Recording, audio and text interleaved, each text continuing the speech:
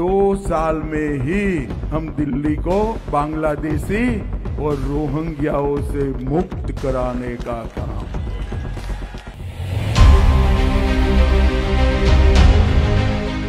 2 বছরের মধ্যে দিল্লিকে বাংলাদেশি মুক্ত করার ঘোষণা দিয়েছেন ভারতের স্বরাষ্ট্রমন্ত্রী অমিত শাহ।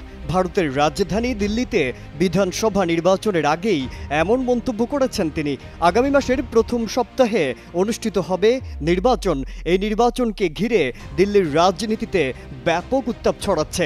সেই আঁচ এসে লাগতে পারে বাংলাদেশেও।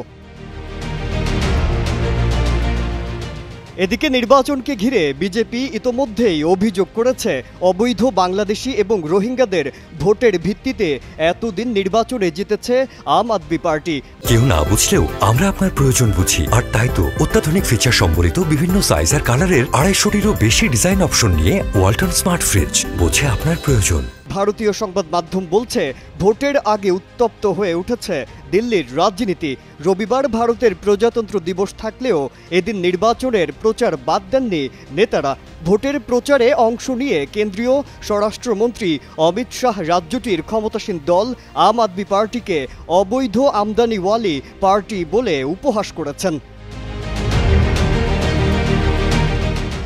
অভিযোগ করে অমিত শাহ বলেন, দিল্লিতে 10 বছরের শাসনকালে অরবিন্দ কেজরিওয়াল ভোট পাওয়ার জন্য মিথ্যা প্রচার সহ দুর্নীতিতে জড়িয়ে পড়েছেন। দিল্লির নরেলা বিধানসভা আসনে নির্বাচনী জনসভায় বক্তব্য রাখতে গিয়ে জনগণকে আম আদমি পার্টিকে ক্ষমতা থেকে উৎখাত করে তাদের দুঃশাসন শেষ করার আহ্বান জানান তিনি বলেন, বিজেপি তার সমস্ত নির্বাচনী প্রতিশ্রুতি পূরণ করবে, দিল্লিকে বিশ্বের 1 নম্বর রাজধানী করবে। আগামী মাসের নির্বাচনে যদি বিজেপি জয়ী হয় তাহলে দিল্লিকে অবৈধ বাংলাদেশি অভিবাসী এবং রোহিঙ্গাদের হাত থেকে মুক্ত করবে। ভারতের এই কেন্দ্রীয় স্বরাষ্ট্রমন্ত্রী আরও অভিযোগ করেন, কেজরিওয়ালের নেতৃত্বে আপ সরকার কেবল জনগণকে মিথ্যা বলেছে এবং দুর্নীতি করে গেছে। তার কথায় পুরো দিল্লি আজ নোংরা পানি সরবরাহ এবং জলাবদ্ধতার সঙ্গে লড়াই করছে। অমিত শাহ প্রতিশ্রুতি দিয়ে বলেন, 2 বছরের মধ্যে দিল্লিকে অবৈধ বাংলাদেশি ও রোহিঙ্গাদের হাত থেকে মুক্ত করব। দিল্লিতে আপের শাসনকালে কোটি কোটি টাকার কেলেঙ্কারি হয়েছে। বলেন, তরুণ প্রজন্মকে নষ্ট করার পাশাপাশি কোটি কোটি টাকার দুর্নীতিতে লিপ্ত হয়েছেন।